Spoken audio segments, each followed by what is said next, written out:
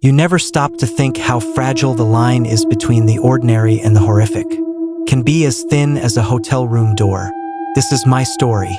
That evening began with a soft knock. No, not a knock. More like the faint chime of metal on carpet. I went to the door of my room 1014 and looked through the peephole. No one. Assuming it was housekeeping, I opened the door a crack. A room service tray sat directly outside, elegant and stark against the deep maroon hallway runner. It wasn't for me, I was sure. I hadn't ordered anything. But there, propped against a silver water goblet, was a small card with my name and room number typed clearly. For Mr. Armitage, room 1014.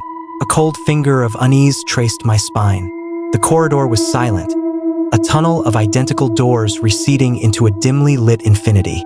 I pulled the tray inside, the clatter of the domed silver cloche against the china plate unnaturally loud in the quiet of my room. For a long moment, I just stared at it. The cloche gleamed under the cheap chandelier, a spaceship from some sinister kitchen. I took a breath and lifted it. The smell hit me first, coppery, earthy, foul. There, arranged with grotesque precision on a bed of wilted parsley, was a large gray rat. Its tiny, yellowed teeth were bared in a permanent snarl. One clawed paw was delicately placed on a lemon wedge, as if garnishing itself.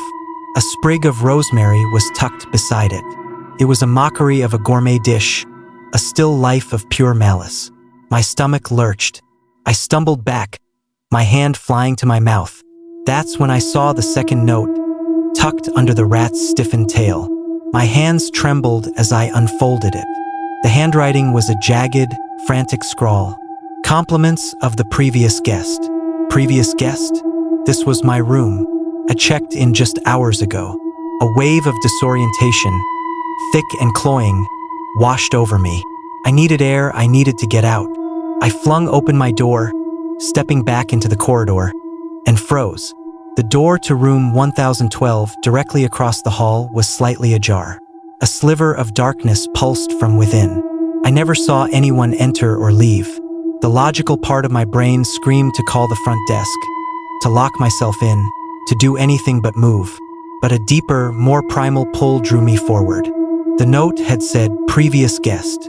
Had they meant the previous guest of my room? Or theirs? The carpet seemed to suck at my shoes as I crossed the 3 paces to the opposing door. I pushed it gently. It swung open with a long, low creak. The layout was a mirror image of my own room. The same paisley wallpaper, the same bland landscape print over the bed, the same furniture. But it was as if a silent, violent storm had raged within its 4 walls. The mattress had been shredded, foam innards erupting like pale viscera. The mirror above the dresser was a spiderweb of cracks, reflecting the room in 1,000 broken fragments. The desk chair was splintered, one leg driven through the television screen. Shards of the lamp lay scattered like glittering bones. And in the center of the devastation, on the one patch of carpet not covered in debris, was a suitcase. It was identical to mine. It was open. Inside, neatly folded, were copies of my clothes. My shirts, my trousers, the book I was reading. But that wasn't the worst of it. As my eyes adjusted to the gloom, I saw the walls. They were covered in writing, scrawled over and over in the same jagged hand as the note, layer upon frantic layer, in what looked like charcoal or dirt. I am not here. I am not here. I am not here. A floorboard groaned behind me. I didn't turn. Couldn't. The air grew thick and cold. I understood, with a clarity that froze the blood in my veins, that the tray, the rat, the note, they weren't a threat left for me. They were a welcome gift from the previous guest. And the previous guest had never checked out.